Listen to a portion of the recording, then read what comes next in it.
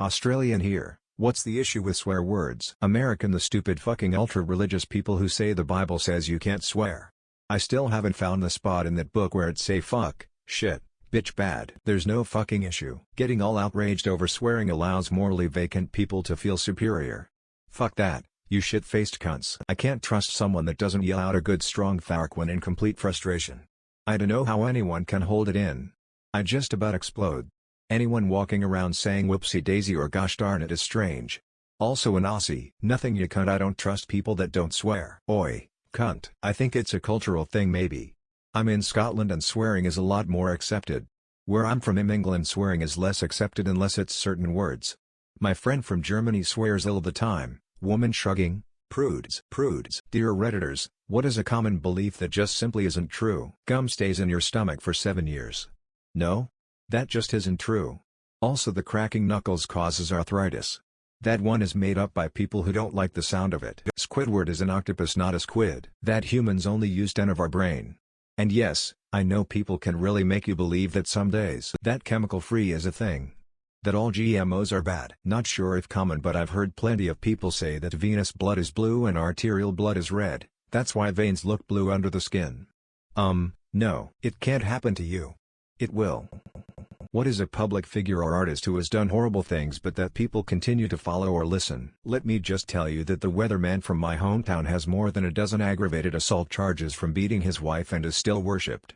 I hate the man and all that he stands for. Not extremely well known I think, but Ethan Cath aka Claudio Paolo Palmieri from Crystal Castles.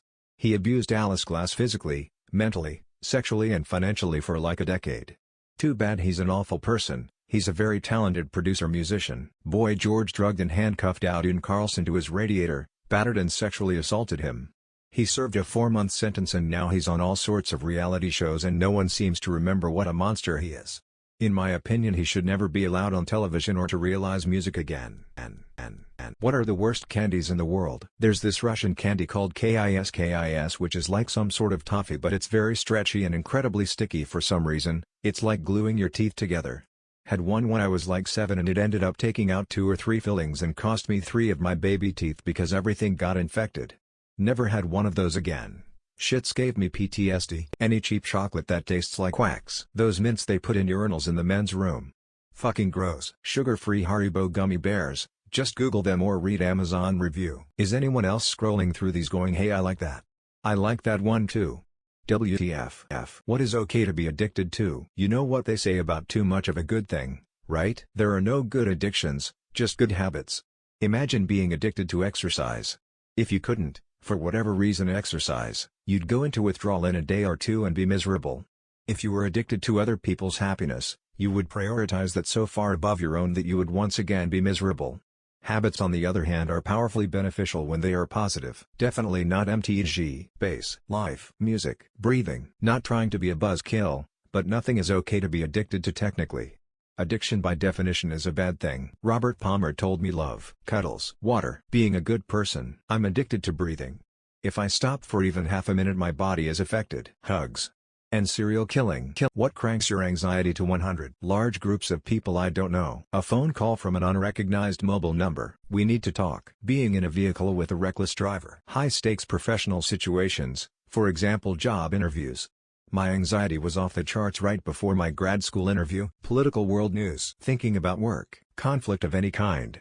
Nope. Can't do it. Staring into the pitch black dark for 30 seconds feeling like something is watching me. Is that just me? Uninvited guests, people visiting unannounced, even if they were my best friend. Can I ask you a question? My bank account. Being hungover. Like, everything. Opening up gifts in front of others. What future celebrity death is going to hurt you the most? Michael J. Fox. I am a huge Back to the Future fan. David Attenborough. Nature documentaries would never be the same. Ian McKellen and Patrick Stewart.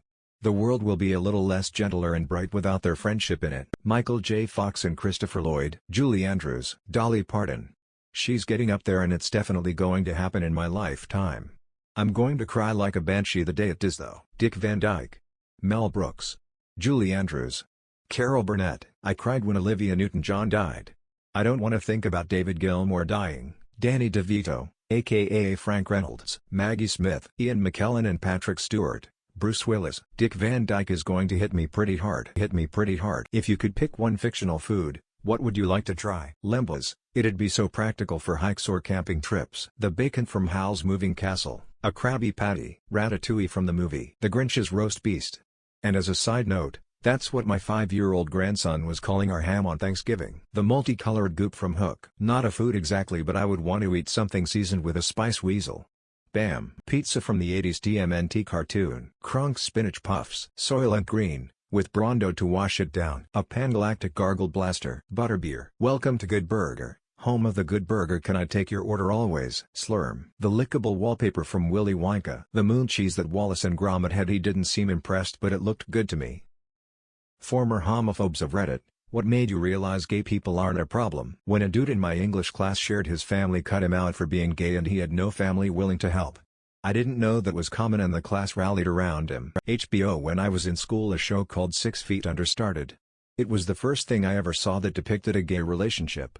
On top of that, there were several docs about gay people and the gay community around the same time. That kind of got me past the childish reactions I had to gay people. You never know what opens people's eyes to this kind of thing, and that's why representation matters. Representation matters. Teachers of Reddit. What was an inappropriate comment or behavior you had to discipline a student for, yet you secretly thought was hilarious? I teach kindergarten. One of my sweetest little girls, coming inside from recess, smiles and says, "Man, it's fucking cold outside." I asked her to repeat herself, and sure enough, I heard her correctly. Hard not to laugh. Once had a kid with ADHD, regularly late, really late. One time he turned up and I said, "John, you're late again, it's nearly 11 o'clock. He replied, "What's the problem? You're open all day." So hikers of Reddit, what is the strangest things you've seen on the trails? A man resembling Santa wearing nothing but granny panties. In a swamp in Florida, I found a picture of a high school age girl, looked like a graduation picture, stabbed into the ground by a kitchen knife and surrounded by black candles. Also had an old naked barefoot hippie lady come jogging up a mountain past me on the Blue Ridge Parkway in North Carolina. On the way down a small mountain hike with some friends, we spot another hiker alone coming up the trail towards us. When we get in talking range, he says, "You all want to see this cool dance?" Then proceeded to do the Rick and Morty Get Swifty song. Full squatting down and everything. Stand straight and said, "Have a good trip and stay safe," then keeps walking. Never seen anything more strange on a hike. What do you miss the most about the internet? When it was still designed for people and not corporations. Not needing a login account for everything damn thing under the sun. Not being railroaded into apps when the browser version is perfectly fine looking at you. Reddit and Twitter. Free journalism, either without paywalls, for example NY Times, or with so many ads the page is nearly unusable. Local news sites. Browsing a variety of websites. Seems like the internet has been concentrated into like a dozen websites these days. Honestly, just the fun. It was like the Wild West in the early 2000s, so every time I got on it was nothing but a blast. Now I get on the internet almost out of habit and it's almost never fun. YouTube used to have a huge variety: music, shows, movies with little or no copyright policy and no advertisements. Being able to buy things outright and not subscribe to them. Just the way the world worked outside of the internet is what I miss. Neopets. Neopets. What are examples of toxic femininity? Mothers shaming C-section moms, saying they didn't give birth because the child was surgically removed. Girls who only support other girls when it's convenient for their image. Putting other women down for their interests. Moms bullying other moms. Mothers telling women without kids that their life is meaningless and they can't understand true love. That singled women should be sad. Thinking women cannot be perpetrators of domestic abuse, sexual assault, and rape. Women that only want traditional values when it benefits them. Being verbally abusive and then playing victim the second the other person argues back or raises their voice. Any MLM shit. Why you are so pirate tied just need to use same IPRAJCT for B la BLAB, la. And then they steal your money. Women who throw other women under the bus for a man, or the attention of a man, etc. What famous person is actually pretty talentless? Pretty much most influencers. Those TikTokers that have almost 100 mil followers for fucking dancing. Brooklyn Beckham, Big Ed. Hell, he's so untalented. He's famous for his lack of relationship skills, self-awareness. Brendan Schaub, 699.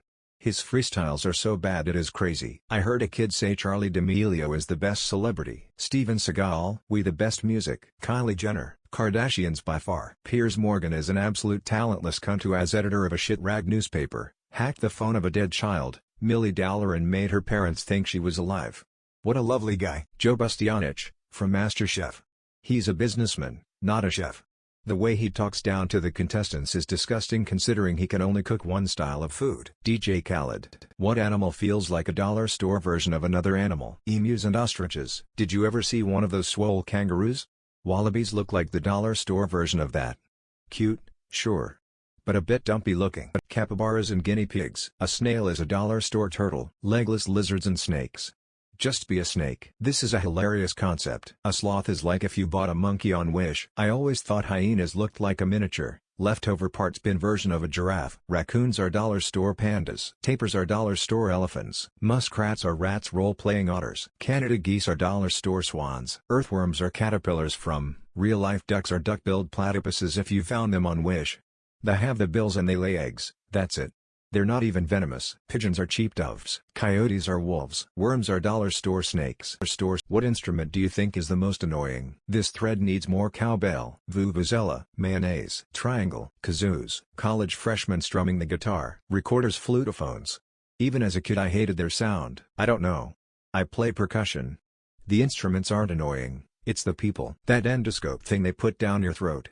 I gagged for days. Bagpipes. Or rather if you live near anyone learning them. It's rough.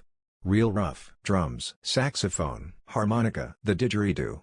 When played properly it's beautiful, but I lived with a roommate who tried to learn it for 6 months and it sounded like a large animal in extreme pain. A lot of Irish people where I live and a lot of Irish music, and man, those things sound like someone screaming for help. Clarinet. They just sound whiny and droopy. Jaw harp. Makes my nose itch and tingle the entire time I use it. Men of Reddit.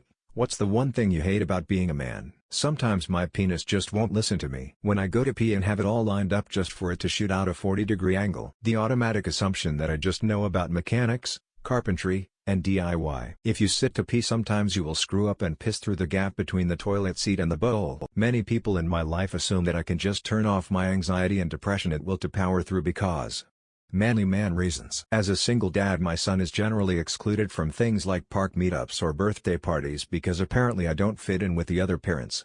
I've probably been told it 1,000 times in 1,000 variations.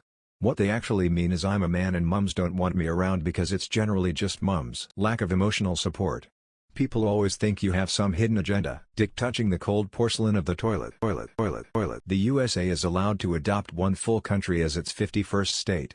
Which country and why? England, to make it full circle. The other country am I being kidnapped? Chad because its name is Chad. China, then things will be made in the USA again. Mexico so the wall will become shorter, thus more affordable to build. Georgia, just so the rest of the world can stop having to explain to Americans that it's a country too. Now the Americans can just bicker amongst themselves over which state of Georgia they mean. Liberia for ironic purposes. Cuba.